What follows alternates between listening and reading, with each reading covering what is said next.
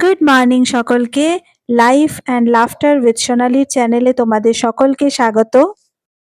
হচ্ছে আলু পোস্তর ঝোল। চলো দেখে নেওয়া যাক এটা বানাতে কি কি লাগছে। লাগছে পোস্ত বাটা, আলু, কাঁচা লঙ্কা, সর্ষের তেল, হলুদ গুঁড়ো, নুন। আমি সর্ষের তেল দিয়ে দিচ্ছি 2 to 3 টেবিল স্পুন।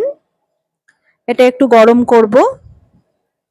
গরম হয়ে গেলে এবার আমি কালো জিরে ফোড়ন দিয়ে দিলাম।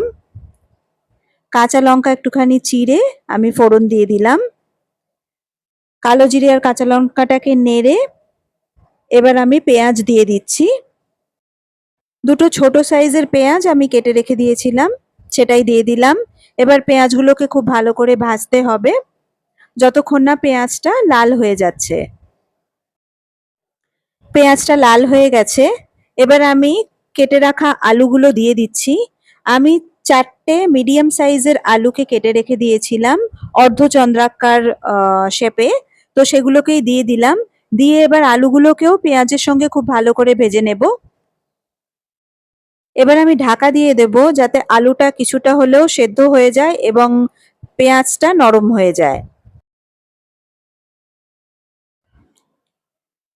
পেঁয়াজটা নরম হয়ে গেছে, আলুগুলো অল্প ভাজা ভাজা হয়ে গেছে। এবার আমি যে বেটে রাখা পোস্ত ওইটা দিয়ে দিচ্ছি। এবার ভালো করে পোস্ত, আলু এবং পেঁয়াজটাকে কষতে হবে। যতক্ষণ না পোস্তটা একটু ভাজা ভাজা হচ্ছে ততক্ষণ এটাকে কষতে হবে।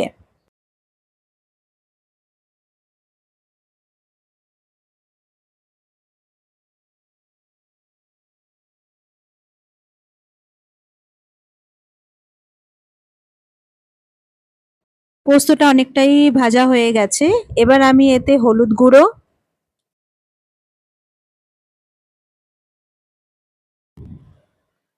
স্বাদ মতো নুন দিয়ে দিলাম।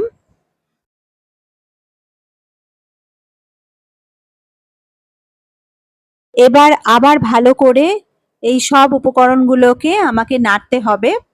ভালো করে নেড়ে যতক্ষণ না হলুদের কাঁচা গন্ধ চলে যাচ্ছে ততক্ষণ নাড়তে হবে।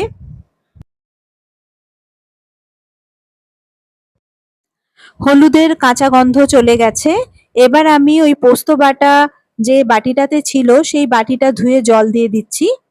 যতটা গ্রেভি রাখবে সেই অনুযায়ী জল।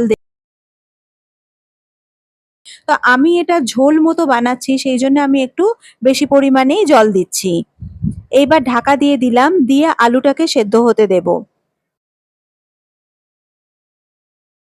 দিয়ে দিচ্ছি দুটো চেরা কাঁচা লঙ্কা।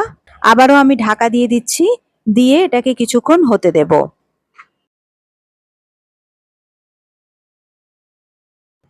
আলু সেদ্ধ হয়ে গেছে, আমি 2 টেবিল স্পুন মতো কাঁচা সর্ষের তেল দিয়ে দিচ্ছি, এতে স্বাদটা খুব সুন্দর হয়।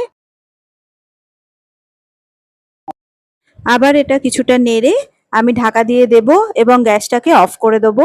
5 মিনিট মতো আমি রেস্টে রাখবো, তারপর এটা পরিবেশন করব।